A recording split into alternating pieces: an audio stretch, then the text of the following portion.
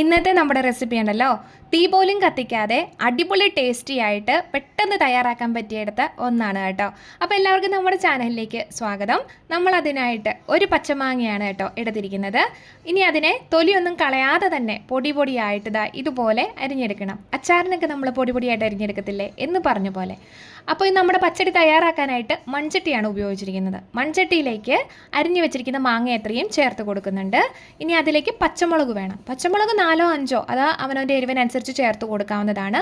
മുളക് പൊടി അതുപോലെ തന്നെ മുളക് പൊടി 2 ടീസ്പൂൺ കാശ്മീരി മുളക് പൊടിയാണ് ഞാനിവിടെ എടുത്തിരിക്കുന്നത്. ഇല്ലെങ്കിൽ നല്ല എരിവാകും. പിന്നെ അവനവൻ്റെ എരിവിനനുസരിച്ച് ചേർത്ത് കൊടുക്കാവുന്നതാണ് കേട്ടോ.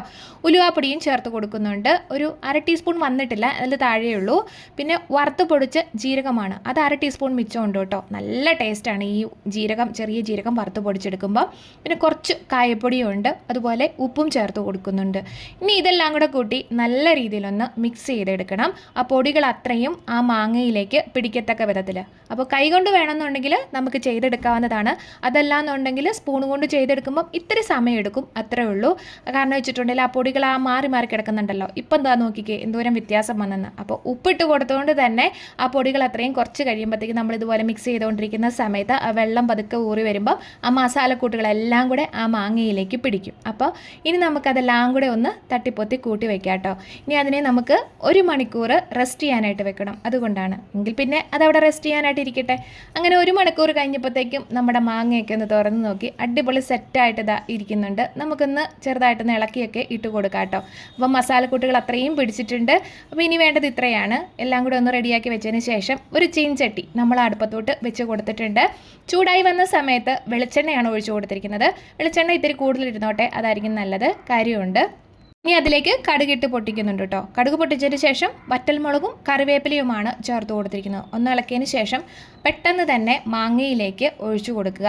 ശേഷം നല്ല രീതിയിലൊന്ന് വളരെ പെട്ടെന്ന് തന്നെ ഒന്ന് മിക്സ് ചെയ്തെടുക്കണം. ആ ചൂടോടുകൂടി എണ്ണ, അതുകൊണ്ടാണ് പറഞ്ഞത് ഇത്തിരി കൂടുതൽ വേണമെന്ന്. ആ എണ്ണ ആ മാങ്ങയിലേക്ക് നല്ല രീതിയിൽ വന്ന് എല്ലാ ഭാഗത്തും റെഡിയായി കിട്ടണം.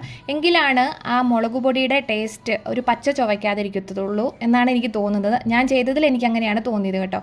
പിന്നെ അതെല്ലാം കൂടെ ചെറുതായിട്ടൊന്ന് തണുക്കാനായിട്ട് നമ്മൾ വെച്ചിട്ടുണ്ട്. ഇനിയിപ്പോൾ വേണ്ടത് തൈര്.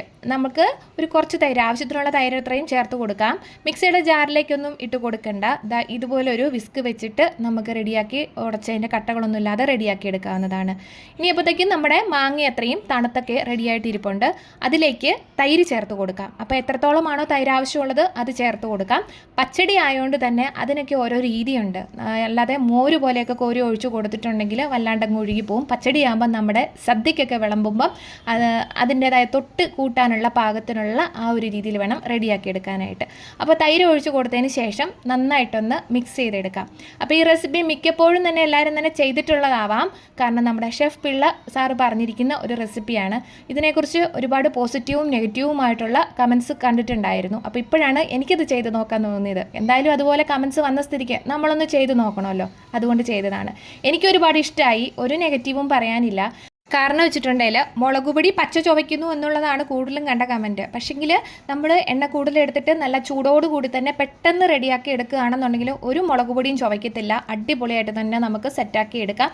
അടിപൊളി ടേസ്റ്റിയാണ്. എനിക്ക് ഒരുപാട് ഇഷ്ടമായി. ചോറിന് മാത്രമല്ല എന്തിൻ്റെ കൂടെയും. അപ്പോൾ ഇത് കൊല്ലംകാരുടെ സ്പെഷ്യലാണെന്നാണ് പറഞ്ഞിരിക്കുന്നത് കേട്ടോ. അപ്പോൾ നമ്മൾ ഷെഫ് പിള്ള സാറിൻ്റെ വീഡിയോ കണ്ട് അതിനനുസരിച്ച് നമ്മൾ ചെയ്ത് നോക്കിയതാണ്. അപ്പോൾ തീർച്ചയായിട്ടും നിങ്ങളിത് ആരെങ്കിലുമൊക്കെ ചെയ്തിട്ടുണ്ടെങ്കിൽ ഒന്ന് കമൻറ്റ് ചെയ്തേക്കണം. പിന്നെ നമ്മുടെ വീഡിയോസ് ഇഷ്ടമായിട്ടുണ്ടെങ്കിൽ ഒന്ന് പറയാനായിട്ട് മറക്കരുത്. അപ്പോൾ വീണ്ടും കാണും വരെ ടാറ്റാ.